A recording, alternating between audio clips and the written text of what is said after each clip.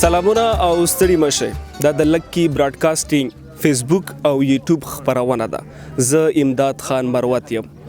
چوکی جند په روډ باندې د کورمه په غاړه یو هوټل آباد دی چې الته کې ډوډۍ حلوا پخېږي دغه حلوه طریقې کار سرنګ دا ځای خلک وایي چې دا د لکی مروت سرو غنمونه پخېږي نو دغه پختن طریقه او راغلي خلکو سره به مجلس کو نو تاسو موږ سره اوسئ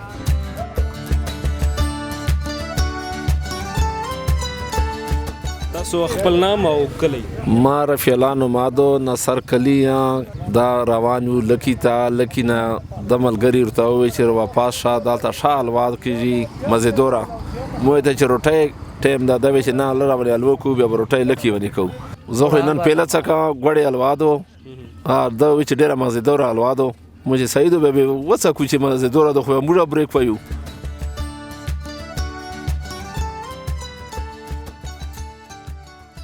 نام کامران ده او لکی مروت نه تعلق لرو او دا ډیره بهترینه حلوا ده او ځای هر شی ډیر صحیح مقدار باندې دي او د کوم جنا خلک را دومي تقریبا ډیر لره نه خلک راځي پنجاب نه راځي دغه حلوه چې داسې خاص څه شی دي دا د مروت خاصه مشهور حلوا ده جی کتونکو د ډوډۍ حلوه پختنی سره موجود د نه بعد د روشه پختن په حواله سره معلومات خلو چې دا حلوه د سرنګ په خوي او سرنګ په خيږي السلام علیکم وعلیکم السلام ورحمت الله وبرکاتو جی دا خو د سرو غنم حلوه ده د مش پښتنو غنم دی وطني آغا ان شاء الله اړلی مودي اړلو سره په طریقې چې لمدوالای پچی اپ کپڑے نه دا دانا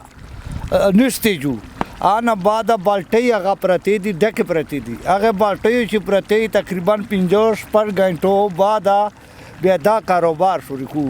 د سرو غرم روشاده د دو روشاده غدا مشهور طاقتوره چې چوکي اوخري دړه بده په دوا سره لاسو سلام ورته کوي دا چې طاقت الله پاک پچی شایدا اچھا دا کوم علاقو خلک دغه حلوه ترازی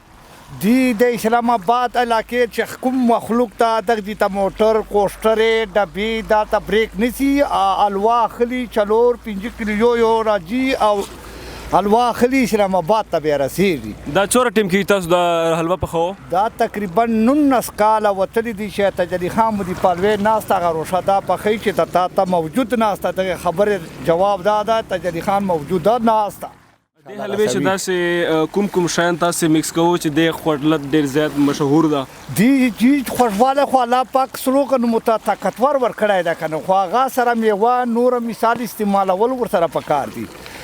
موجوده ور سره کولای خو خیر دی باندې خرچه راځي غنم ګرانټل نو دته خو د دې ته بشکارن شکارزن هم راځي کنه شکارزن خام خارجي دا خو د میپلو جای ده د کورمه درلنده کنه چې کورمه غاړه د خلک راځي چکر پسې راځي ټوور کوي د چپری روشه البته راځي هغه موجوده وخوري نو ډیره صفته بیان د ته ډوډۍ والا حلوا ولې وای د ته ډوډۍ والا چې کوي چې دا مشهور په دودي باندې ده جی ګرانو کتونکو تاسو د ډوډۍ حلوه په حواله سره پختنی او راغلي خلکو تاثرات واوریدل چې ډېر لری علاقو نه خلک ورته راځي او خپل دوستانو ته تحفه په تور باندې هم لېږي دغه ویډیو سره مشترک اجازت کیمرامین محمد رحمان سره لکی FM 88 چوکی جند لکی مروت